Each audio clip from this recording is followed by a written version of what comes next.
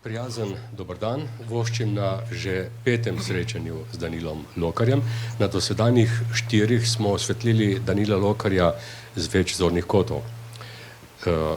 Vsak od teh pogledov je prinesel morda nov uvid, morda bolj svežen uvid, je utrdil ali pač spremenil naše dosedanje poglede na Lokarja kot človeka, zdravnika, pisatelja, ajdovca.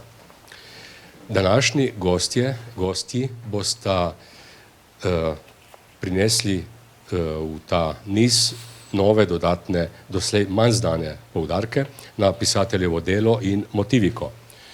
Dober dan, voščim magistri Lauri Brataševec, dobrodošla v Lavričevi knjižnici.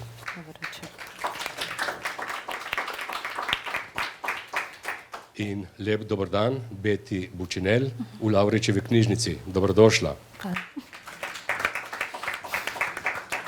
Vsem želim prijeten večer oziroma prijeten pozni popoldan in tudi razvezane jezike na koncu njunih predstavitev za vprašanja, seveda mislim. Zdajle pa, dekleti, oder je povsem vajen. Hvala. Pozdravljeni, dober dan. Jaz bi vam danes rada malo predstavila moj vidik na Lokarjevo podobo umetnika in sicer hkrati tudi njegov pogled na življenje skozi oči njegovega umetnika. In sicer bi to naredila z analizo novel, ki se nahajajo v zbirkah Zakopani kip in Dva umetnika. Če pa želimo predstaviti Lokarjevega umetnika, moramo najprej predstaviti Lokarja kot umetnika, zato ker sta se pri njem umetnost in življenje tako v njegovih likih, kot pri samem pisatelju nenehno prepletala in v delih je mogoče velikokrat zaznati tudi avtobiografske prvine. Lokar je bil namreč vedno v stiku s ustvarjalci, umetniki, slikarji, pesniki, jezikoslovci, dokler tudi sam ni dokončno izpolnil svojega hrepenenja po dušni hrani umetnosti. Sprva se je sicer odrekel zaradi bolj praktičnega poklica, nazadnje pa je ustvarjal do konca svojega življenja.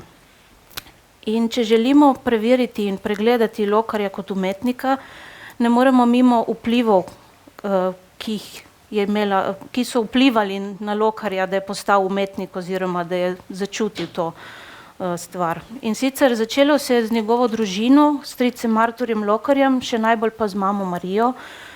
Spodbujala sta mladeniča k stiku z jezikom, on je velikokrat povedal, da je mater z navdušenjem opazoval pri branju. Doma tudi niso manjkale literarne revije in knjige, ki jih je mati Marija prinesla s seboj v zakon.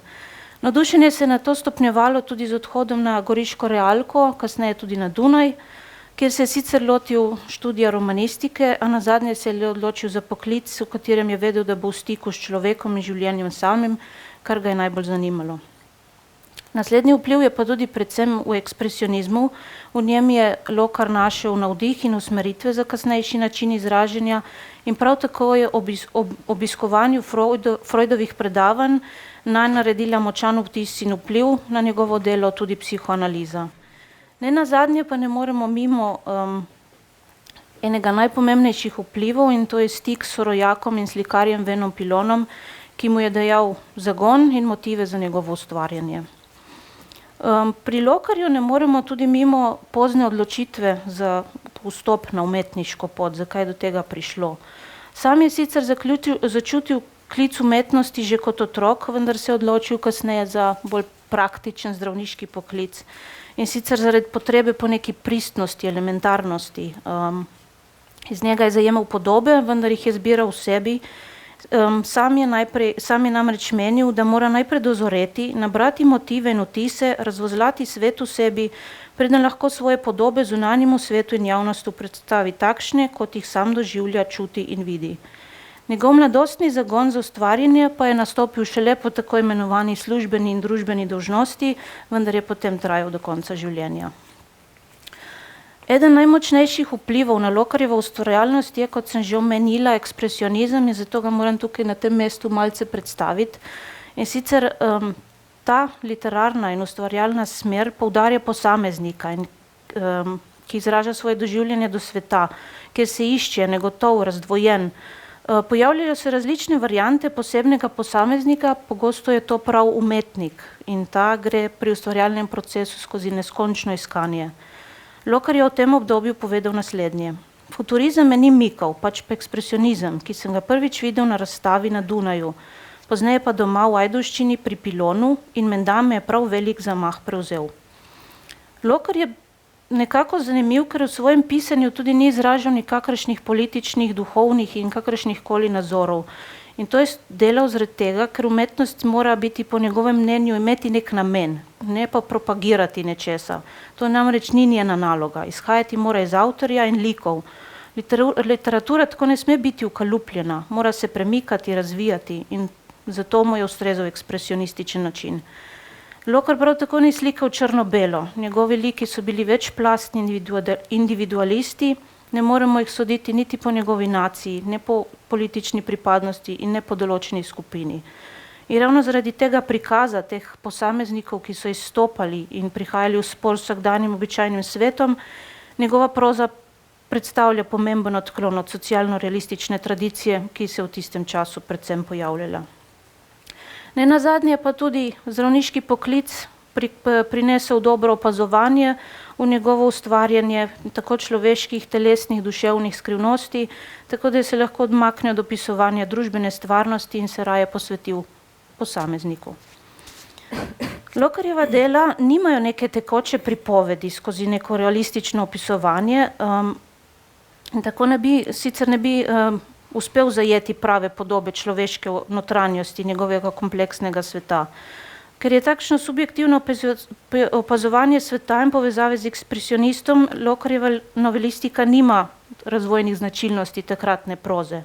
Pri njem se namreč zgodba v samem ustvarjalnem postopku popolnoma razbija na fragmente, ker se osredotoča na ekspresivnost podobe. In tako zgodba postane manj pomembna, pomembna so občutja, podobe in kar prikazujejo. Zdaj pa se bom posvetila tem dvem zbirkam novel, Zakopani kip in Dva umetnika. Ti dve zbirki sta zelo povezani, ker se v njiju predvsem pojavlja motiv umetnika, proces njegovega ustvarjanja in doživljanja sveta. Kot pisatelja ga je pa zanimala tudi psihoanaliza upodobljenega od tako odnos umetnika do podob, stvaritve in odnos drugih do umetnika in sprejem njegovih del. Zbirka Zakopani kip je izšla leta 1961, sestavljena iz 3 novel, Grenka osmina, Od brega in Zakopani kip. Umetnostni zgodovinar Lino Legiša je to zbirko povzel z naslednjimi besedami. Kakor kaže vse 3 zgodbe v Zakopanem kipu, Lokarja res mikajo vprašanja, ki zadevajo umetnika in njegovo razmerje do poklica, življenja, iz katerega zajema, pa tudi razmerje med umetnikom in občinstvom ter njegovo sodbo. Pri tem se je dotaknil vprašanja razdalje do modela oziroma umetniškega ideala, pri čemer je pokazal meje oblikovanja, ki trpi, če vanj posega neumetniška čustnost. In to, kar je umetnostni zgodovinar Legiša tako zapisal, bom tudi v nadaljevanju predstavila. Prva novela Grenka osmina govori o duhovniku, ki je dejansko umetnik, pesnik po duši, vendar svoje umetnosti ne more izražati, kot bi jo želel. To mu preprečuje med drugim tudi mati, ki zahteva, da stopi v službo cerkve in tako ne more izraziti svoje želje. Zgodba se prične z novico o smrti dobrega prijatelja Frana. To pesnika privede v neko vrsto ekstaze. Mladi duhovnik se namreč izgublja v spominih in videnjih, ki sta jih imela skupaj s tem prijateljem. Zgodba se nato zaključi z osmino in slovesom od prijatelja. V naslednji noveli, v zgodbi te novele Od brega, se v pripoved umešujejo miselni preskoki med sedanjostjo, preteklostjo in razmišljanjem mladega umetnika. Pripovedovalec je umetnik slikar. Poleg slikanja skrbi za domačo mehanično dejavnost, se večkrat poudarja, da fizično delo tisto, ki dejansko podpira njegovo umetniško delo, drugače ne bi mogla biti prisotno sploh. V tej noveli pa se tudi Lokar drugače vrača k vprašanju, kako vzpostaviti pravi most med ustvarjalcem in modelom, med umetnostjo in življenjem. Po njegovem mnenju je potrebno namreč vzpostaviti distanco do snovi. Lokar je umetnik naveže z modelom tako zapleten in večplasten odnos in nazadnje si umetnik sploh ne želi telesnega stika, zato ker je duševni stik tako močan. Če pa se pojavi strast, ta lahko zavira umetniško ustvarjanje in to je tudi zelo ekspresionistična značilnost njegovega ustvarjanja. Nato slikar pristane v delavnici s svojim delom nepotreben, odpravi se v svet in tukaj je zelo pomembna besedna zveza iz naslova od brega, kar pomeni stran od doma. Umetnik gre v tujino, ni več povezan s svojimi ustvarjalnimi izhodišči in domačim okoljem in sčasoma se to pokaže tudi kot blokada umetniške ustvarjalnosti. Zadnja novela v tej zbirki je Zakopani kip. Je precej drugačna od novel, ki smo jih pri Lokarju navajeni, ker deluje precej bolj pravlično. Dogajanje se sicer dogaja v Parizu, vendar bi lahko to uvrstili v katerikoli čas in prav tako prostor. Govori o kiparju, ki na razstavi v muzeju vidi kip grške deklice in se odloči, da bo napravil natančno repliko tega kipa. To dela s posebnim namenom, posvečamo veliko pozornosti, to je kot nekakšen njegov življenjski projekt. Na kipu nato odkrhne 2 koščka, ga odnese daleč stran od mesta in ga zakoplje v njivi, da ga potem odkrijejo pri pomladanskem kopanju. Čez nekaj časa se potem razširi vest o najdbi in stečejo razne domneve, kako je ta kip nastal, zakaj je nastal, kdo ga je naredil. In poznavalci ga primerjajo s tistim iz Berlina, iz muzeja in ga hvalijo, da je precej bolj vreden, zato ker je bolj podrobno izdelan in tako naprej. Kipar najprej posluša hvalo in se skoraj naslaja nad tem uspehom, nazadnje pa le sporoči v kraj najdbe svoj dokaz o svojem avtorstvu in sicer tiste 2 koščka, ki jih je odkrhnil. In če bodo podrobno opazovali, bodo našli podpis v kodrih glave kipa, njegov podpis, ime Heliodor. Zatem, ko se to razve, kip v očeh nosilcev hvale izgubi vso veljavo. V tej noveli je Lokar hotel pokazati, da ljudje ne moremo živeti brez iluzij, zato jim je kipar ustvaril svojo in opazoval njen učinek na publiko. Hkrati je hotel dokazati, kako ljudje radovoljno in zlahka nasedejo. V tej noveli tako zasledimo elemente psihoanalize, saj kipar svojim ustvarjanjem priskuša človeško razumevanje sveta in samo pojavnost v njem. Naslednja zbirka, 2 umetnika, ima sicer 4 novele, v 3 od njih se pojavi umetnik in sicer to v novelah Narazen, Janezove polje in 2 umetnika. V Janezovih poljah pisatelj opisuje prvo srečanje z literarnim ustvarjanjem in prijatelja, ki je to umetnost približal. Tudi to ima seveda avtobiografsko ozadje. Danilo Lokar se namreč potegoval za objavo pesmi sorojaka Janeza Lulika, ki je tukaj naveden kot pesnik, pisatelj. Ta 2 prijatelja sta v noveli zelo razgovorita o literaturi in se v tej tematiki dobro razumeta. Naslovni junak Janez piše pesmi, prijatelju zaupa vpogled vanje in mlademu fantu se ta pesnik zdi kot nek kralj, na njem je videl nekaj večne, kot odmaknjenost, boemskost. Nazadnje pa je Janez prenehal ustvarjati, ker je moral v vojsko in to je ugasnilo tudi umetniški zagon v njem. Še več, svoje dela je celo uničil. Preostali 2 noveli, Narazen in 2 umetnika, pa posveti avtor umetniku slikarju, ki se skuša sprijazniti z vzhodom v tujino oziroma skuša tam uspeti na svojem področju. Novela Narazen je zapisana v obliki dnevniških zapisov. Prikazan je slikarjev odhod iz domačega kraja v Babilon, kar je metaforično izraz za Pariz, vendar bi lahko tudi rekli Babilon, pač zmešnjava sveta. Prvoosebni pripovedovalec najprej v domačem okolju uživa v letnih časih, modelih, ki jih upodablja, življenju, vendar na neki točki odkrije, da ima tudi ustvarjanje svojo mejo in tudi zaradi stanja doma se začne pripravljati na odhod v tujino, da bi tam odkril nekaj novega, motiviko, modele, življenje. V tujini spet ustvarja, opisuje svoje modele, potuje in potem pa kar naenkrat spozna, da so mu čustva začela izginjati in s tem tudi usiha njegova umetnost. V tej noveli Lokar ponovno tematizira problem razdalje med umetnikom in modelom, hkrati pa tudi z javnostjo, ker slikar nekih meja ne sme prestopiti, če hoče navdih, ki je v njem, ohraniti skrivnosten, mora izhajati iz njega, ne pa ga predstavljati in ustvarjati pred javnostjo.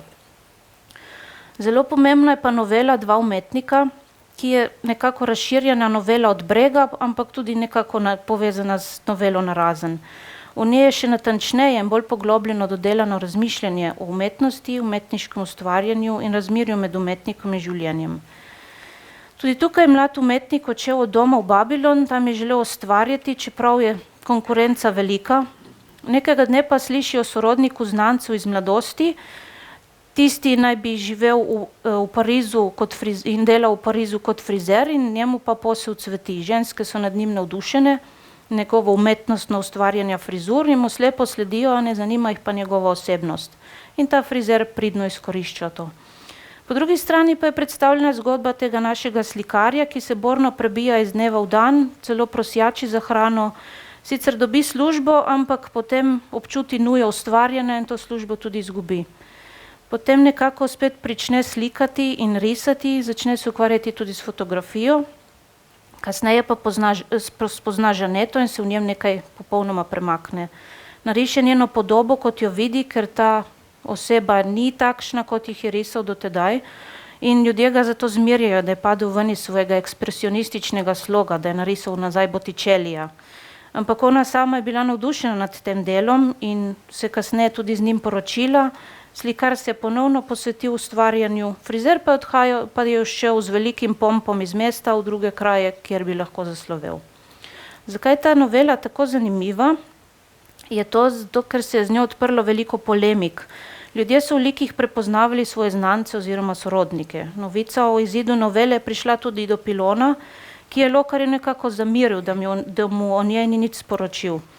In Lokar mu je v pismu pojasnil, da ti dve noveli sta popolnoma izpovednega značaja in ljudje se motijo, če mislijo, da je izrisal kulturno-zgodovinski spomenik Pilonu. Pojasnil je, da je izpovedoval le samega sebe in kar spominja na znanega človeka, stoji tam zato, da je lažje oziroma logično razumljivo ljudem. Madame Bovary sem jaz, pravi Flaubert, isto velja za Vojno in mir, enako velja za Zdenko, Štefko, Varjo, ki jih je upodobil Veno Pilon. To sem jaz.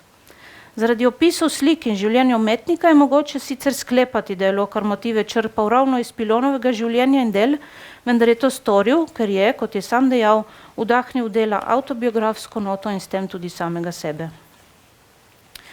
Sedaj pa se posvetimo liku umetnika, ki ga Lokar predstavlja in s problemi, s katerimi se ta umetnik sooča. Ti liki so v slovenski literaturi zelo pogosti, med drugim je to tudi motiv umetnika, ki ne more ustvarjati, ker ga je muza zavrnila. Lokar v novelah Od brega in narazen izpostavi problem ugašanja umetnosti, ker je umetnik želel javnosti približati svoje ustvarjanje, spodbujanje oziroma oviranje umetnikove poti, tako v novelah Grenka Osmina, Od brega in dva umetnika. V posameznikovem življenju pridejo tisti, ki spodbujajo ustvarjalnost in umetnost in tisti, ki je ne cenijo. Pojavi se tudi motiv sprejemanja javnosti, ta ne razume umetniških del, jih opisuje z obrabljenimi frazami in če se umetnik odkloni od tistega, kar je publika navajanja, navadno to zavračajo, kar je jasno prikazano v noveli Od brega. V noveli Zakopani kip pa se umetnik z javnostjo poigra, se želi videti, kakšna je njena slepota in do umetnosti in prepričevanja in trenutne aktualnosti. Pri Lokarju ne moremo mimo občudovanja narave, ker je pri tem zelo izrazit. Narava ima zanj velik pomen in tudi na njegovo ustvarjanje in je v svojih opisih zelo izčrpen. Na primer v noveli Narazen opisuje naravo, ki daje umetniku navdih za ustvarjanje. Lokarjevim umetnikom narava veliko pomeni. Lahko je izraža njihovo trenutno čustvo, lahko sproža pa spomine na mladost, lahko izraža neko zatočišče. Skratka, narava je zelo pomembna. Pomemben je pa tudi in odločilen pri Lokarjevem umetniku družbeni položaj, saj umetnik navadno izhaja iz revnejših razmer in želi doseči neko ljubezen z osebo ali doseči nek višji položaj, vendar je to neučinkovito in velikokrat na to gledajo nanj in na njegovo umetnost zviška. Tudi kaj Lokar poimenuje kot umetnost. V svojih intervjujih je veliko govoril o tem, že od samih začetkov, ko je čutil, da mora dozoreti in tako bo prišel tudi njegov izraz za umetnost. Med drugim je povedal, da pisanje je umetnost, kolikor jo jaz razumem, je sprostitev. Umetnost je prostost, ki je drugot v življenju zelo redka ali pa jo sploh ni. In zaradi te prostosti je delo umetnika olajšanje, objasnitev je korak do čistejšega zraka. Tudi Pilonu je pisal o umetnosti in sicer zame je umetnost velika in potrebna sanitarija, higiena in ventilacija, da lahko živim. Potem pa še marsikaj drugega, med drugim tudi stopnjevana slast, apetit, čutil, gledanja, poslušanja in tako naprej. Lokar tudi postavi vprašanje v noveli Dva umetnika, kdo sploh je umetnik. Pri tem izpostavi tudi zaverovanost v delo in zmožnost ustvarjanja sveta na novo, kar nakazuje ekspresionistično podobo posameznika. Pravi tudi, da je umetnost nekaj, od česar si odvisen, vendar umetnik to sam izbere in zato mora tudi sam ustrajati v tem. V Zakopanem kipu pa se sprašuje, kaj je tisto, kar je umetnost, v katerem trenutku. Je to iluzija, podoba, ki jo nekdo postavi pred nas, ali slepo sledenje prikazu ali popularnim smernicam. Lokarjevi opisi se tudi precej posvetijo nastajanju umetnine in samemu opisu modela in so zelo obsežni. Posveti se jim skoraj do potankosti. Če natančno beremo, pred seboj skoraj zagledamo podobo, ki nastaja, pa naj bo to slikarska ali pesniška upodobitev. Tako se recimo v noveli Od brega posveti celotnemu obrazu portretiranke in nekatere dele celo personificira. Ustnice namreč ustvarjalcu govorijo, kako naj jih ustvari. Tudi v noveli Zakopani kip Heliodor podobo ustvari z neverjetnimi detajli, tako kodrov, ustnic, oči in doseže popolnoma dovršenost kipa in mu je prav grozno, ko mora te koščke odkrhniti, da bo jih kasneje dokazoval svojo avtorstvo. V noveli Grenka osmina Lokar predstavlja nastajanje pesmi izpod Gregorčičevega peresa in sicer vpliv njegove muze, učiteljice. Njena prisotnost, glas in podoba so tudi vplivali na melodijo njegovih pesmi. V drugem primeru iz iste novele pa pesnik ustvarja iz spominov na dragega prijatelja in prav tako iz spominov na domače okolje. Pri tem opisovanju podob in umetnin je mogoče zaznati tudi Lokarjevo zdravniško izkušnjo, saj umetnikovo videnje podobe predstavi skoraj z anatomsko natančnim opisom. Lokar se posveča tudi umetnikovemu odnosu do upodobljenega, ljudi in okolice. Prikaže stvaritev umetnika, ki ustvarja podobo tako živo, da njena moč kar bruha iz slike. V noveli Dva umetnika pa sooči dva pola. Slikarja, ki se z velikim trudom obdržal vero v svojo umetnost v Babilonu sveta, in po drugi strani damskega frizerja, ki doživlja uspeh za uspehom. Tu ponovno izpostavi, kako je pomembna distanca, ki jo ima umetnik do modela. Na eni strani je to frizer, ki je tudi nekako rokodelec, sam se nima za umetnika, ki ne ustvarja distance in je zato v živem, vendar za umetnost neustvarjalnem stilu. Po drugi strani pa umetnik ustvarja z distanco, ima poseben odnos tako do modela in celo do svojega orodja, vendar njegova umetnost ne prinaša finančne varnosti. Lokarjev umetnik ustvarjanje doživlja tako intenzivno, da ga predstavi v svojstven svet, takrat pozabi na dogajanje okrog sebe. In umetnina ga popolnoma pritegne in ne strpi niti trenutka, da ne bi spravil te umetnine v življenje in jo prikazal. In če tega ne more storiti, ostane hrepenenje. Podobo hrani v sebi, dokler mu je ne uspe predstaviti svetu. In tukaj spet lahko vidimo Lokarja, ki je tako dolgo hrepenel, da bi spravil svojo umetnost na plan. Že večkrat prej sem omenila tudi odnos drugih do umetnikovega dela, ki so vedno prisotni ljudje, ki spodbujajo oziroma zavirajo ustvarjalnost. In to je zanimivo prikazal v noveli Od brega, ko je predstavil umetnikove starše. Pripovedovalec razlaga, kako mu je bil oče naklonjen, mati nenaklonjena njegovi umetnosti in na tak način sta prikazani tudi podobi teh staršev njegovih. Prav tako izrazi tudi problematiko, če umetnikovega tega zanosa, če ta zunanji svet prikaže preveč živo, okolica se tega podob potem boji in se nad njimi celo zgraža. Zato se mora umetnik včasih kljub svoji želji pokoriti javnosti in ustvariti vsakdanje podobe, preprosto to, kar so navajeni. In tudi javnost je velikokrat nevedna, vsiljuje svoje ideje, podoba pa mora priti do umetnika v samoti in spraviti jo mora na platno, izkušnje ne sme deliti z drugimi, saj v nasprotnem primeru navdih izgine. V Zakopanem kipu pa jasno pokaže to, kako je umetnina javnosti posebna le, če okrog nje ustvarimo neko pompoznost ali kaj podobnega, dokler obstaja iluzija, potem pa izgubi vse čar. Pri odnosu do samih umetnikov se ne moremo izogniti avtobiografskosti in pri obravnavi Lokarjevega dela tako ni mogoče zaobiti odnosa, ki ga je gojil do umetnosti, tako pisane kot upodobljene. V večini del je mogoče zaznati avtobiografsko noto, saj je bil v stiku s številnimi umetniki na slikarskem in literarnem področju. V novelah Lokar tako prepleta jezikovno umetnost, da deluje, kot bi izražal z besedo tisto, kar so njegovi prijatelji izražali sliko. Naj bo to upodabljene narave, čustev, okolja ali ljudi. Opisoval je človeško osamljenost, izkušnje in spoznanja. To je pridobil zdravniškim poklicom, saj je želel opisati tisto, kar je videl okoli sebe, pa tudi v sebi. Po njegovem mnenju naj bi bili sami projekcija sveta. Potrebno je opazovati ljudi in hkrati samega sebe v sebi, kar je najlažje rešiti z avtobiografskim delom. Vsak njegov junak je odraz njega samega in lastnega doživljanja sveta, umetnina ga potem šele na novo ustvarja. Umetnost in življenje se namreč tako prepletata, da je ločnica med njima težko določljiva. Zato tudi umetnost umetnik doživlja kot odvisnost, celo zasužnjenost, iz nje pa ne more, zato ker je v njem, je del njega. Kot se resnični lokar zaveda o pomembnosti dela, ki prinaša hrano, se tudi njegov umetnik zaveda, da je umetnost tista, ki prinaša hrano duši, ni pa tista, ki prinaša hrano telesu. In fizično delo namreč celo podpira umetnost, da ta lahko nastaja in obstaja. Če zdaj malo povzamem, bi rekla, da je moj današnji prispevek je posvečen predvsem lokarjevemu odnosu do umetnosti in umetniškemu izražanju.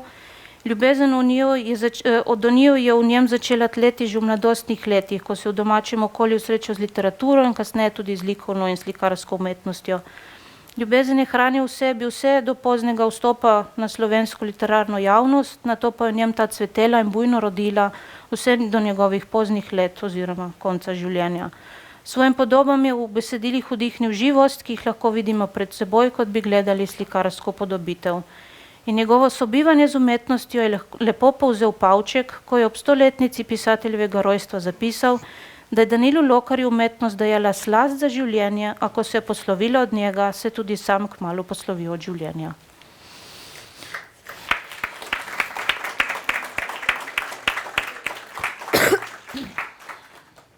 Lepo vas pozdravljam. Jaz vam bom pa predstavila dramatiko Danila Lokarja, oziroma moja predstavitev zajema nek osnovni motivni pregled Lokarjeve dramatike, ki je verjetno ena izmed najmanj raziskanih literarnih zvrsti Lokarjevega ustvarjalnega opusa. Našla sem 8 njegovih dramskih besedil, torej Konjiček, Možic, Platnena srajca, Birkenauski peron, Razvratnik, Timove igre, Sošolci in Rodovi. To verjetno niso še vsa dramska besedila, ne vemo, ker se odkrivajo sproti, tudi prek dnevniških zapisov, ki jih raziskuje gospa Ivana Slamič. Zaradi neraziskanosti tega področja in tudi mogoče zaradi nekoliko šibkejšega poznavanja družbenega konteksta, znotraj katerega je Lokar ustvarjal, sem bila seveda pri tem postavljena pred velik izziv. Ker mi je dramatika blizu, sem se tega izziva veselila in zanimalo me je, kaj vse bom pravzaprav našla v teh besedilih. No, in ob prebiranju sem začela zelo hitro opazovati, da se nekateri motivi, nekatere podobe, celo zgodbe nenehno ponavljajo. In danes vam bom na hitro predstavila tiste najbolj temeljne motive, ki se pojavljajo v številnih Lokarjevih delih, ne samo dramskih, ampak boste videli tudi prek te predstavitve, ki se je zaključila, da tudi v proznih, torej tako v dramskih kot v proznih delih. In pri tej predstavitvi bom pozorna predvsem na grotesknost, torej slogovno prvino, ki preveva Lokarjeva dela, spet tako dramska kot prozna, potem na motiv lutke, motiv iluzije ali recimo neke nove resničnosti in pa cikličnost. Cikličnost je pri Lokarju zelo v ospredju. In začnimo kar z besedilom, ki se me pravzaprav najbolj dotaknilo oziroma mi je bilo najbolj zanimivo. To je besedilo Birkenauski peron. Birkenau je pravzaprav taborišče povezano z Auschwitzom, ki pa ni bilo namenjeno izkoriščanju delovne sile, ampak je bilo tako imenovano uničevalno taborišče. Uničevalno taborišče v tem pomenu, da so ljudi pravzaprav uničevali prek dela, torej prekomernega dela in zaradi slabih življenjskih razmer so bili vsi, ki so v to taborišče, torej uničevalno taborišče, prišli, pravzaprav zapisani smrti. Ja, torej druge možnosti sploh ni bilo, ne. Torej ljudje, ki pridejo v to taborišče, so zapisani smrti. In to najdemo tudi v tem Lokarjevem besedilu. Torej dogajanja v tem besedilu je v resnici malo. Ljudje stopajo po peronu in se pravzaprav delijo na različne vlake in med njimi potekajo razni pogovori. Zelo hitro kot bralci spoznamo, da ne glede na to, ali so ti liki pasivni, ali so aktivni, ali imajo neke želje, načrte, cilje in tako naprej, vsi so pravzaprav zapisani smrti, torej druge možnosti sploh ni. No in zanimiv je dramski lik Dan, ki je predstavnik vojnih žrtev, tudi poškodovan in vključuje v bistvu v svojem govoru številne, kot je Beti prej omenila, ekspresionistične prvine, torej imamo motiv smrti, samomora, neke groteskne podobe in podobno. In če vam kar preberem en citat, jaz sem v bistvu pripravila PowerPoint samo zaradi citatov, da boste lažje sledili temu, kar bom tukaj brala. Če citiram, imeli smo po poti 4 žrtve. Med vožnjo so nam delali mrtveci v vagonu veliko napoto, ker niso stali več pokonci. Niso stali več kakor sardine v škatli, temveč so samo še ležali. To smo nazadnje tako uredili, da smo položili truplo vrh trupla in jih povezali. Dobro je bilo treba zategniti, zdaj so bili samo še paket. In potem nadaljuje ta Dan, torej dramski lik, svoj govor še z enim grozljivim spominom na kolega Ali Efraima in pravi: Ali Efraim se je obesil. Zjutraj je visel na vratih, na gornji kljuki za zapiranje vrat, in ko so udarili vagoni na postajah ob tolkače, se je oglasil tudi on. Sunilo ga je ob vrata, kakor da nas opominja, ko je bingljal, kaj počnemo. In zaključi: Efraim je bil vedno zvest do groba. Slogovna prvina, ki je tukaj že izrazita, je zagotovo, kot sem že prej omenila, grotesknost. Ob tem niza torej Lokar neke mešanice nekih nenavadnih podob, ki so hkrati grozljivi, hkrati tudi komični, ironični, predvsem pa so te podobe popačene, ampak za seboj puščajo nek globlji smisel. Ta grotesknost se v tem delu kaže prek podobe teh mrtvecev, bodisi da jih avtor primerja z nekimi poštnimi paketi, ki se negibno tiščijo eden k drugemu, bodisi da se kažejo prek podobe viseče lutke, kot vidimo pri Ali Efraimu. A ta lutka v Lokarjevih delih ni negibna, kot je sicer značilnost lutke, temveč nenehno binglja, v bistvu udarja ob to surovo predmetno stvarnost ali pa se vrti. In to podobo gibajoče lutke najdemo v številnih njegovih delih, tudi na primer v dramskem besedilu Možic, kjer je obešeni Milko, na koncu samo še lutka. Ta lutka se sprva ziblje, nato pa se začne vrteti okrog lastne osi in Lokar pravi, kakor da je navit. Še živeči posamezniki pa sledijo pravzaprav temu vrtenju, ga spremljajo in v njem prepoznavajo nek globlji smisel. Prek njega, prek tega vrtenja si torej odgovarjajo na neka eksistencialna vprašanja. In to vidimo tudi v tem besedilu, ko Betina v Možicu pravi: Lutki je dano, da se vrti ali ne vrti, po prosti volji. Če jo naviješ, ni več volja prosta. Če človeka naviješ, ni več on. In potem nadaljuje: Položene so v človeka skrivnostne velike stvari in jih ne smemo tikati. Dati jim moramo, da se same razodenejo, saj jih drugače niti spoznati ne moremo. A na spoznanju je polovica rešitve. Spoznanje odkupuje grehe in zablode. Zato je treba spoznavati, predvsem odkrivati, gledati, členiti, z mislijo preorati. Lutke so zanimivo tudi zelo pogost motiv v epskih besedilih, torej v njegovih pripovednih besedilih. Na primer v besedilu, sem videla, da sem spustila en citat, v besedilu Zehajoči angel, ki je že bil predstavljen znotraj tega dogajanja o Lokarju, namreč čisto na koncu avtor zapiše: Irenej je strmel predse in po nevede odložil kozarec. Zazdelo se mu je kakor sanje. Lutke so se mu zdeli ljudje okoli njega, lutka se je zazdel sam sebi. Senca je le človek, senca od sence. Lutka je njegova žena, ki hiti s pletilkami v mislih na zimo in v mislih na tiste, ki jim bo darovala nogavice in rokavice, ne meneč se za življenje nad njo, ki šumi in brni in se ne meni sredi vsakodnevnih hišnih opravil za veličino in zmagoslavni boj življenja. Nobeno gibanje razen vsakdanjosti je ni zvabilo. V njeni duši je okamenel droben delavnik.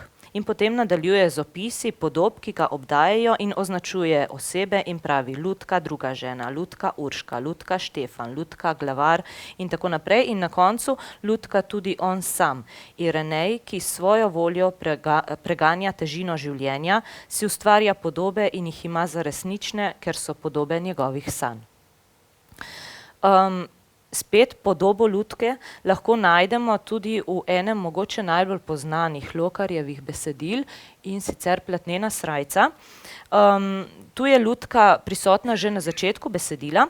Lutka je v resnici prostitutka Marija in je sprva negibna, a kasneje začne pač premikati svoj prsni koš in ugotovimo, da to le ni Lutka. Predvsem pa je spet, kot sem že prej omenila, podvržena premikanju neke surove stvarnosti, ki jo v tem primeru predstavljata Hlapec 1 in Hlapec 2. Premikata jo, mečeta, suvata, vlečeta jo vsak na svojo stran in tukaj spet prepoznamo te neke groteskne prvine. Ob tem pa imata skoraj da neke filozofske debate, odkrivata torej neke globlje plati življenja. Zgodba se potem tukaj, spet dogajanja ni veliko, ampak zgodba se potem nadaljuje z dialoškim razkrivanjem dveh življenjskih nazorov, ki sta pravzaprav vsak sebi. Na eni strani imamo Elizabeto, Nuno, ki pa je Marijina sestra in nenehno išče odrešitve za svojo sestro, torej želi si, da bi jo lahko vrnila na pravo življenjsko pot, da bi jo lahko vrnila na to pot do Boga. Na drugi strani pa je njena že omenjena sestra Marija, ki je prostitutka in ki pravi, da pravzaprav kljub krutosti, ki jo vsakodnevno doživlja, ko je pač podvržena moški surovosti če tukaj samo omenim, zelo jasno je omenjen tukaj dogajalni čas in prostor, in sicer v vojaški javni hiši na Poljskem v času Hitlerjeve okupacije. No, kljub temu, to njeno življenje, glede na to, da je kruto, pravzaprav tega življenja ne zmore ali mogoče celo noče spremeniti. Sama namreč išče, in to večkrat tudi pove, načine, kako bi ušla iz tega ukalupljenega življenja. Sama išče pravzaprav okna, skozi katera bi skočila v svet, v svobodo, išče noč, ki lahko ponuja svoje telo. In tudi sama pravi, na primer, ne morem se drugače izraziti, kakor skozi svoje telo. No, in ta motiv Lutke se potem tukaj pojavi še na koncu besedila, ko Marija popolnoma izgubi svojo aktivnost, postane torej pasivna in ta njena podrejenost se seveda v tej pasivnosti tudi kaže. Kaže se na način, da ne uhaja več, niti se sama ne premika, temveč jo spet, tako kot na začetku, premikajo drugi, in Lokar tudi zapiše, spet je Lutka. Besedilo je sicer kot zanimivost tudi polno kontrastov, tukaj imamo spet eno tako izrazito ekspresionistično prvino, torej na eni strani imamo javno hišo, na drugi strani samostan, pa mir, nemir, noč, dan, greh, svetost in podobno.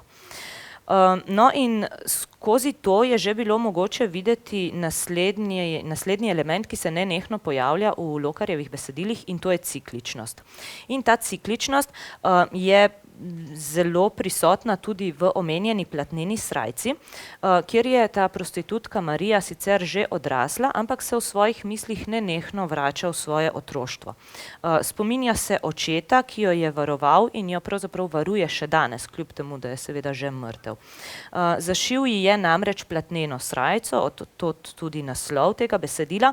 Ta platnena srajca pa pravzaprav simbolizira domačnost, varnost, to, kar Marija mogoče tudi na neki nezavedni ravni nenehno išče. Sama pravi, da je ta platnena srajca kot ustrojena koža in da je pravzaprav njen kažipot skozi življenje. In prek tega nenehnega vrtenja v krogu, ki je torej iz dneva v dan enak, v bistvu ne more. Vedno išče neko svobodo in vedno pristane na enem in istem mestu. To se v besedilu na primer kaže tako, da je dan enak dnevu, torej zjutraj jo hlapca pripeljeta k njeni sestri Elizabeti, ko jo pripeljeta, je močno pijana, tudi skrajno zlorabljena, skoraj mrtva. Potem, ko se nekako zave, svojo sestro Elizabeto čez dan pravzaprav nenehno govorita o smislu življenja, o svojih življenjskih nazorih in podobno, in potem zvečer Marija spet simbolično skoči skozi okno in spet svoje telo ponudi noči in spet je naslednji dan enak, zjutraj jo spet hlapca pripeljeta k njeni sestri Elizabeti. Torej, to vrtenje v krogu se nenehno pravzaprav zaključuje s to neko vrnitvijo v prvotno stanje. In če sem prej omenila, da se Marija na začetku spominja svojega otroštva, se to pravzaprav na koncu tega besedila ponovno pojavi in Marija pravi, da se spominja, kako je majhna, kakor je bila, ležala na hrbtu, na podu, kakor mačka in gledala na očetovo nogo, ki je enakomerno udarjala na stopalo. Kaj je sreča? Sreča je gledanje. Torej, to je nekaj, o čemer Marija razmišlja na začetku tega besedila, no konec te drame pa je prav tak. Zaključi se namreč z didaskalijami, to je del iz Didaskali, kjer Lokar zapiše: dobro je viden otrok, ki leži na hrbtu, na tleh in giblje z roko, kakor da daje tkalcu takt. Igra gre kar lep čas naprej. Otrok z roko, kakor igraje, taktira. Tkalec z nogo, samo noga je vidna, poganja stopalo. In čez oder stopa v beli platneni srajci od vrha do tal Marija. Vračanje k temu začetnemu stanju je močno prisotno še v enem Lokarjevem besedilu in to je besedilo Sošolci, kjer dogajanja spet skoraj da ni, pravzaprav gre samo za neke vrste pogovor. V ospredju je postavljeno srečanje Luka, Trpina in Berte, posameznikov, ki se srečajo v domu za ostarele, ampak hitro kot bralci oziroma gledalci recimo ugotovimo, da se poznajo že iz časa mladosti. In skozi svoj pogovor pravzaprav se spominjajo preteklosti, spreminjajo se mladosti in skozi ta pogovor mi potem spoznamo tudi njihove življenjske usmeritve, recimo. Zelo hitro opazimo, da je Berta izrazito pesimistična, ona je lik, ki v mladosti ne vidi ničesar pozitivnega, zanjo je mladost pač nek izgubljeni čas, zgolj neka iluzija, prevara, da človek takrat lahko doseže, kar želi. Pravi, da po njenem mnenju človek ni naredil ničesar novega in z ničimer pravzaprav ni pustil nikakršnega pečata. Na drugi strani sta Luka in Trpin, ki sta bolj optimistična, mladost je zanju pač čas za priložnosti, za spoznavanje samega sebe, čas zorenja, se pa razlikujeta v koncu, torej v tem, kako dojemata sedanje stanje, torej starost. Namreč Luka je izrazit realist, zaveda se, da je zdaj pač star, da ta starost prinaša neke težave in posledično tudi skoraj da smrt, medtem ko na drugi strani je Trpin izrazito pozitiven in tudi v tem svojem obdobju vidi številne možnosti oziroma vsako stvar, ki se mu zgodi, pravzaprav dojema zelo optimistično, ne.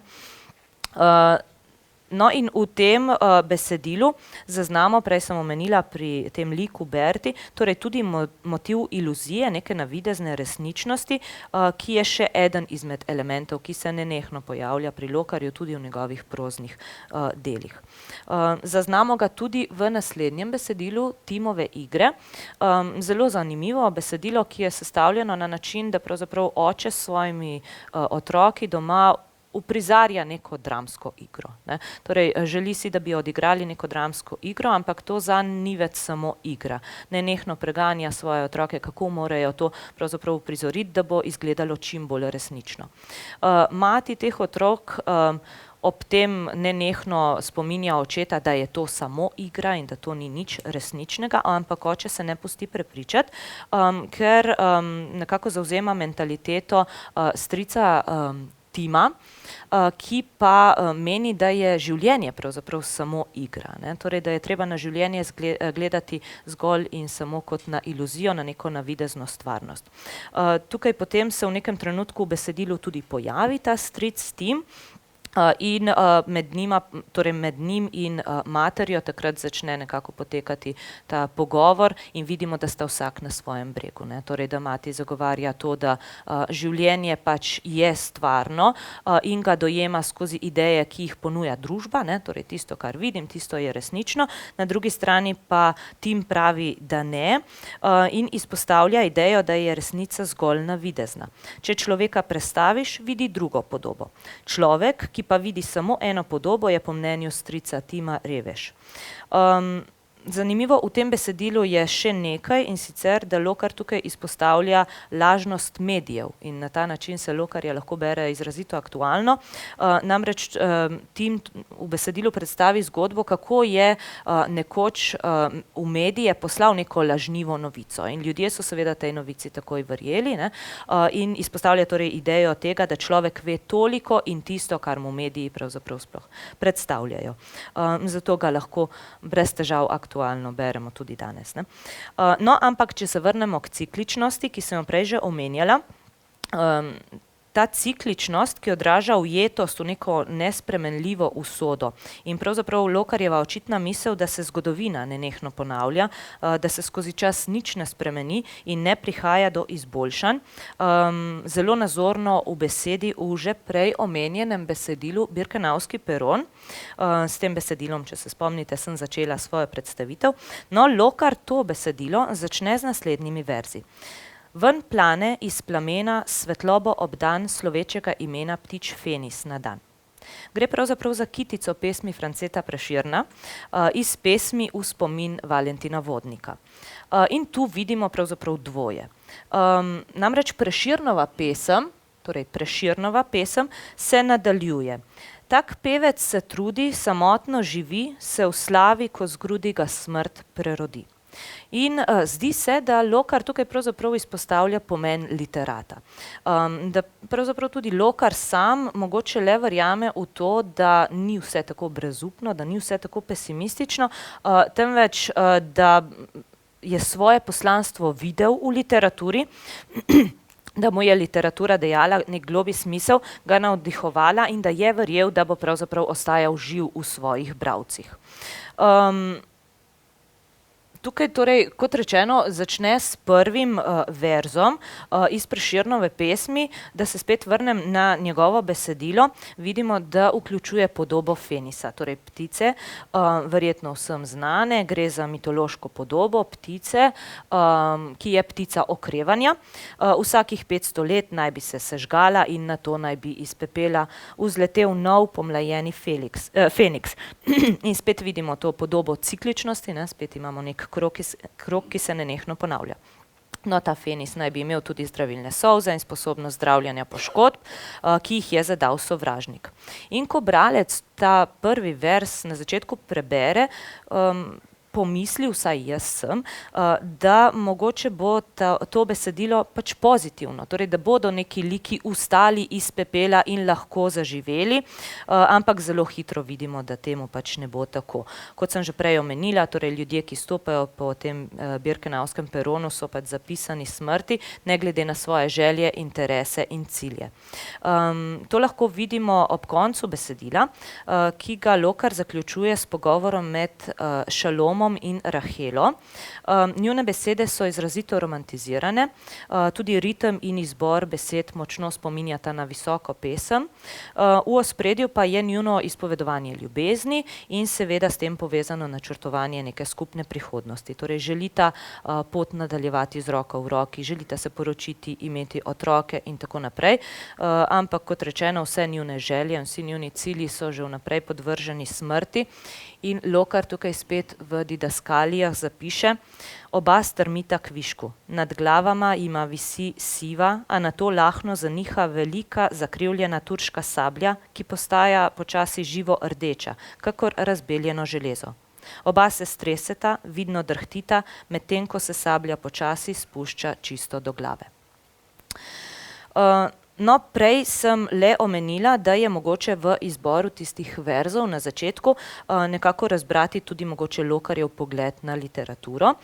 Zakaj sem tega mnenja? Ker to zasledimo tudi v že omenjenem besedilu Možic, za katerega v dnevnikih sam zapiše, da pravzaprav imajo neke avtobiografske podatke, torej neke avtobiografske elemente. In Lokarja lahko prepoznamo v liku Milka, torej ta Milko, ki, če se spomnite, prej sem govorila o tem, da se vrti okrog svoje osi.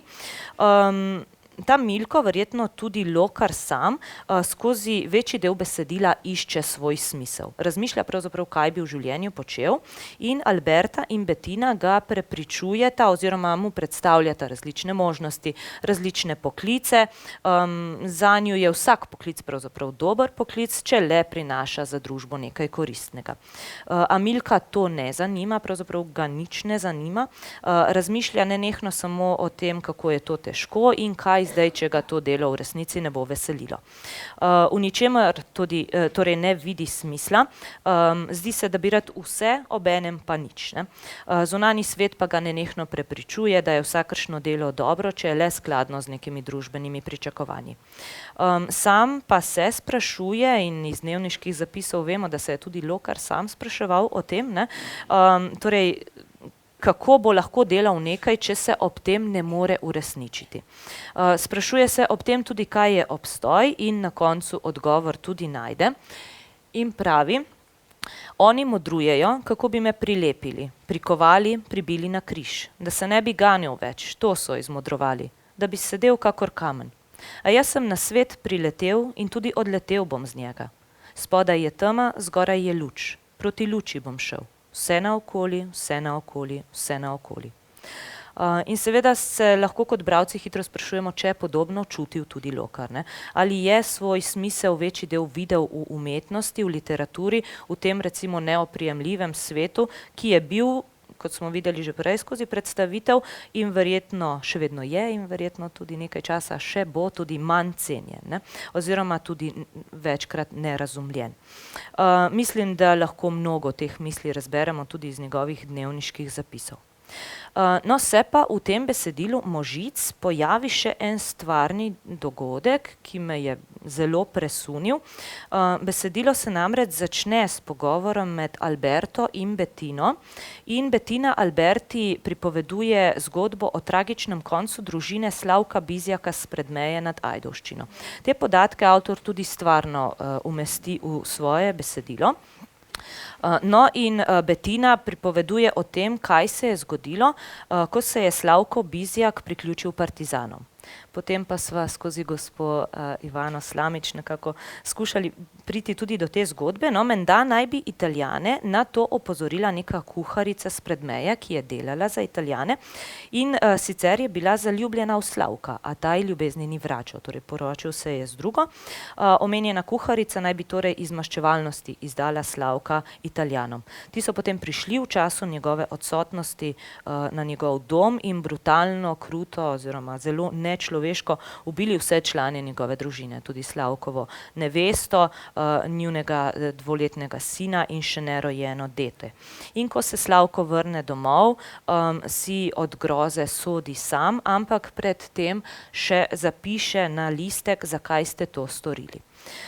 In ta podoba je ponujena kot svarilo, ker je Alberta storila splav. In Bettina potem pravzaprav meni, da nad vsakim, ki greši na kakršenkoli način, visi napis Slavka Bizjaka s Predmeje nad Ajdovščino, zakaj ste to storili. Zanimivo je mogoče še to, da je ta isti dogodek že prej opisan v njegovi noveli Za frontami. Torej vidimo spet, da se pojavi ta isti dogodek tako v epskem besedilu kot tudi v dramskem. Tako. Ogledali smo si nekaj recimo ponavljajočih se motivov iz Lokarjevih dramskih besedil. Ogromno ostaja seveda na tem področju še neraziskanega in ponuja možnosti za nadaljne raziskave in analize. Nenazadnje tudi na področju umestitve Lokarja, kar je spet zanimivo. Ob razmišljanju, katere značilnosti pri Lokarju prevladujejo, sem namreč imela kar težave. In vse bolj sem bila prepričana, da gre pri njem pravzaprav za nek slogovni mozaik. Torej imamo prisotno tako naturalistično predstavljanje neke stvarnosti, imamo številne ekspresionistične teme, motive in podobno, imamo ogromno simbolov. Torej zdi se, da je z različnih pravzaprav nekih literarnih usmeritev črpal navdih za to, kako bi pisal. Mogoče je zanimivo še to, da v svojih dnevnikih Lokar pravzaprav zapiše, da je izbira postopka in jezika odvisna od snovi, ki jo ima avtor. Torej tudi sam je mnenja, da te umestitve, uvrstitve v resnici niso potrebne. Ne?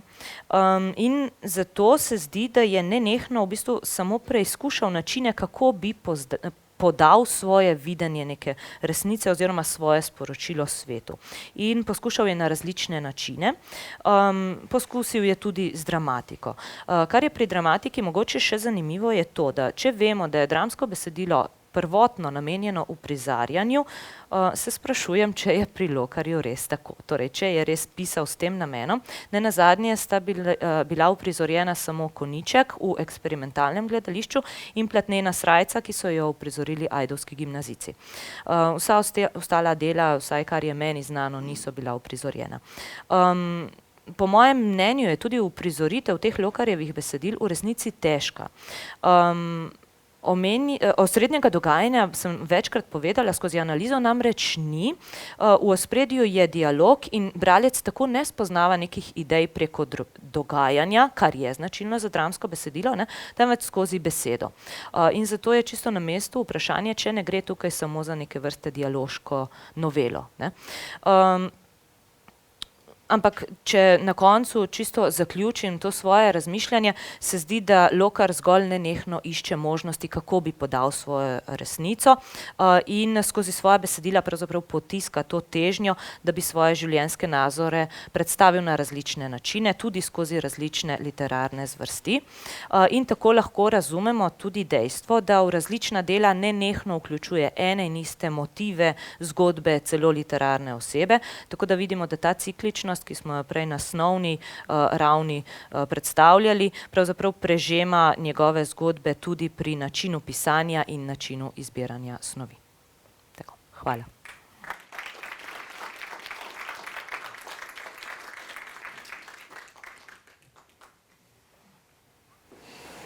Dobro večer, Katja Lukurko-Ponič z Univerze v Novi Gorici. Beti in Laura sta moji študentki in zelo sem danes vesela, da smo se ponovno srečali. Čudovita predstavitev je bila, hvala za njo. Res sta podali en tak panoramski pogled po eni strani, da smo res to širino Lokarja spoznali, hkrati sta pa šli tudi dovolj globino, da se mi zdi, da smo vse te njegove tančine ustvarjalne spoznali. Tako da tudi zelo lepo sta pripovedovali, prav užitek je bilo res poslušati, tako organizirano, lepo je sledilo, kultiviran govor, tako da mislim, da smo lahko ponosni kot univerza, da sta nam nekoč pripadali na nek način še vedno. In tudi, da v to okolje v bistvu dajata to svoje znanje, to me zelo veseli. Vprašanje je pa v bistvu podobno, oziroma na nek način ga bom samo drugače zastavila za vsako dvajo. Laura, ti si sicer malce se tega dotaknila na koncu, ampak vseeno bom to vprašala. Koliko je Lokarja dramatika v njegovih novelah in koliko je pripovednika v njegovih dramah? Začnem jaz. Ja, jaz, kot sem omenila, jaz mislim, da je ogromno pripovednika v njegovih dramah, da je pravzaprav to v ospredju. Nenehno sem iskala te značilnosti, recimo dramskih besedil, ki jih pri Lokarju mestoma tudi nisem našla. Ne mišljeno kot recimo slabost, ampak kot zanimivost. Se pravi, da če smo vajeni neke dramske forme v smislu, da spoznavamo neko resnico skozi dogajanje na odru, recimo, tudi didaskalije nosijo velik pomen v dramskem besedilu. Tega pri Lokarju mislim, da ni. Jaz tega nisem brala tako, temveč sem pravzaprav vse, kar bi sicer v nekem dramskem besedilu izvedela iz dogajanja, izvedela tukaj iz besed. Tako da sem se res zelo pogosto spraševala, čemu je potrebna ta dramska forma, ne? Ker bi, mislim, res, če zelo posplošim, če damo imena oseb proč, nastane novela, ne? Oziroma nastane neka zgodba. Tako da jaz bi rekla kar, da v dramskih besedilih Danila Lokarja pravzaprav prevladuje pripovedni slog oziroma on kot pripovednik. No, če pa povzamem njene besede, bi rekla sama, da dramatike, tudi dialoga v samih novelah ni. Je tudi precej se pojavlja pripovedništvo in tako bi lahko rekli, da kar je dramatične, kar je prvin dramatike v novelah, so zdi, da skalje nekako na nek način, ker je veliko opisovanja, dogajanja, zgodbe v samem opisu, ni pa dialoga, vse zvemo dejansko iz čustev in opisov ljudi, ki jih predstavlja oziroma podob ali česarkoli. Ja, meni se je pa zdelo zanimivo, kje sta se pravzaprav obedve našli in sicer ta problem medijev in aktualnosti. Zato, ker morda jaz nekoliko drugače razumem to novelo Zakopani kip in jo razumevam na nek način kot Timovo igro, kot igro strica Tima, oziroma zelo konkretnega notarja Arturja Lokarja, ki je bil neke vrste stand-up umetnik, takrat v Ajdovščini, in si je privoščil mnoge šale, s katerimi je razjezil ljudi, ampak istočasno je ozaveščal to njihovo malomeščansko ležernost. No in jaz sem ves čas razumela, da v Zakopanem kipu ta umetnik je pravzaprav manj znan umetnik, ki na noben način ne more prodreti svojo umetnostjo, da bi se končno uveljavil, da bi njegovo ustvarjanje postalo znano. In je nalašč napravil ta preizkus, ali kaj je umetnost, ali je zato, da umetnina ostane umetnina potrebno 2000 let, ali je lahko umetnina tudi delo, ki je nastalo danes. In razlika med tema dvema deklicama, med tema dvema kipoma, je tudi v potezah okrog oči. Zato, ker eden od razpravljavcev, kako razpravljajo o tem kipu, kaj govorijo po kavarnah, 3 pariške kavarne omenja, kaj pišejo časopisi, ki prodajajo resnico o pergamonski deklici. No, ugotavljajo, da je to prav gotovo novo umetniško delo, seveda staro 2000 let, zaradi potez, ki so okrog oči, ki jih je kipar naredil okrog oči. In v tem je ta razlika med delom iz preteklosti in delom iz sedanjosti. Zdelo se mi je ves čas, da se sprašuje Lokar, kaj je umetnina in v katerem trenutku neko delo, bodi si literarno ali pa likovno delo ali glasbeno delo, postane umetnina. Kdaj ga lahko umetnina tudi imenujemo. In kaj je nujno potrebno, da umetnina je umetnina? Iluzija.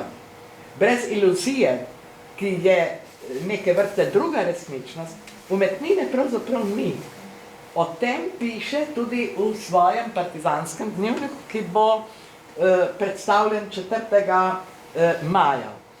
In Lokar se je pri partizanih odločil, da bo umetnik, da bo ustvarjal, izločil se je iz partizanske hierarhije, v katero je po razširitvi sveta, Narodno-osvobodilnega sveta za Primorsko, pravzaprav spadal. On je bil referent za zdravstvo na Primorskem. Pod soncem ni vedel, kaj kot referent za zdravstvo početi. In se je umaknil iz tega sveta hierarhov, politikov, o njih razmišlja na enak način kot Kotvek v svoji listini, in se popolnoma posvetil umetniškemu ustvarjanju. Ker tudi v vojni človek absolutno brez iluzije ne more živeti. In ta iluzija je pravzaprav umetnost. In v Zakopanem kipu se mi zdi zanimivo tudi to, da na enem mestu pravi Lokar, sem mislila, ker Zakopani kip sabo, ki sem vedela, da ne bom znala na pamet povedati. Lokar pravi v enem trenutku, da tudi na napačnem mestu sem si označila, tako da tudi tega zdaj ne bom našla, da ljudje slepo verjamemo temu, kar časopisi prinašajo, kar mediji prinašajo, ali kar Facebook prinaša, ali kar TikTok prinaša, ali kar neko drugo družbeno in družabno omrežje prinaša. Ne? Ker absolutno verjamemo tudi vsemu tistemu, kar je na forumih napisano. Najbrž ne verjamemo, absolutno, ampak nas v trenutku ti zapisi na forumu, ne glede na svojo resničnost, zapeljejo, da jim začnemo verjeti. In v tem je pravzaprav neke posebne vrste aktualnost Lokarja, ta izjemno kritičen pogled, ali je na človekovo razmišljanje in njegovo sposobnost ohranjanja in razvijanja samega sebe, pri čemer mu pomaga tudi iluzija. To je pa umetnost. Ne? Brez iluzije pa življenje naj ne bi bilo in ga najbrž tudi ni. Tako. To se mi je zdelo, da ko sem vaju poslušala, ko smo se tudi že prej pogovarjali, sem ves čas razmišljala, kako se lahko, oziroma na kakšen način, kot pri morda tekle sestavljanki, padajo koščki skupaj in ustvarjajo neko novo podobo ob 130-letnici rojstva, neko novo podobo pisatelja, še popolnoma neodkrito, drugačno, globoko. In velja to, kar je rekel tudi Peter Aubar zadnjič, da vedno znova, ko prebira bodi si Zehajočega angela, roman Zehajoči angel, ali pa katerokoli drugo delo, pri vsakokratnem branju odkriva nekaj novega. In da Lokar pa absolutno zahteva zelo aktivnega bralca. In se mi zdi, jaz se kar strinjam s tem, kar si Laura ti rekla, da je iskal Lokar najrazličnejše načine, različne načine, kako isto stvar povedati na nek nov način, da bi se nas dotaknilo, da bi prišlo do nas. Tako da sem jaz zelo super zadovoljna z vama dve.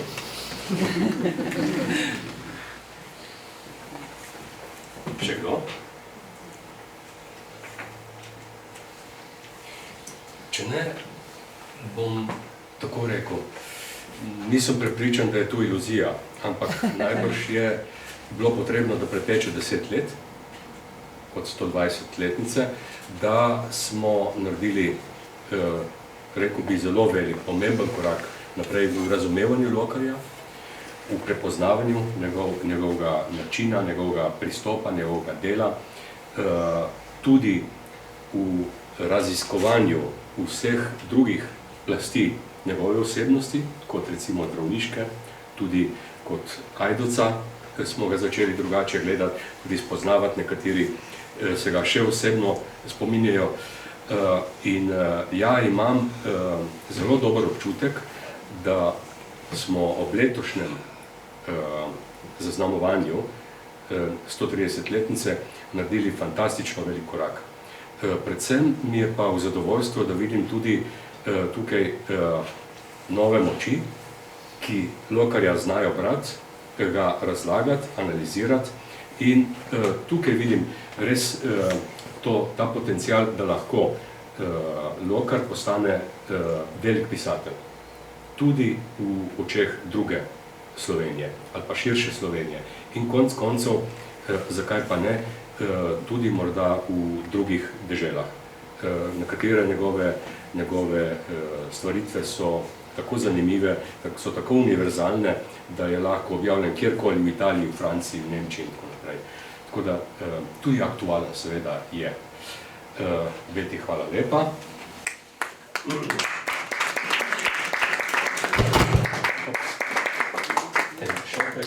Hvala lepa.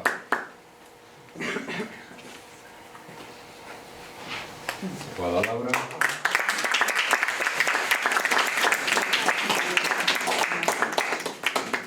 Hvala. Zdaj pa vas vabim, da še tudi kaj še poprašate morda naši avtorici ali pa se med sabo kaj pomenimo. Vabim vas tudi, da se ostavite tukaj še v knjižnici. In seveda, kot je Ivana že povedala, 4. maja, torej na predvečer občinskega praznika, vabljeni v Laurečevo knjižnico, kjer bomo predstavili Partizanski dnevnik. Fantastično dobro se bere, res je odlično čtivo, zelo zanimivo, mislim, da bo potegnilo prav vsakega. In na ta večer bomo predstavili še tudi, oziroma bo je predstavitev zgodovinar Matic Batič, doktor zgodovine, ki bo pa govoril o fašizmu v tej primorski pokrajini. No, o ostalih stvareh. In v Lokarjevih delih. In seveda v Lokarjevih delih. Hvala, ja. Vabljeni seveda. Hvala.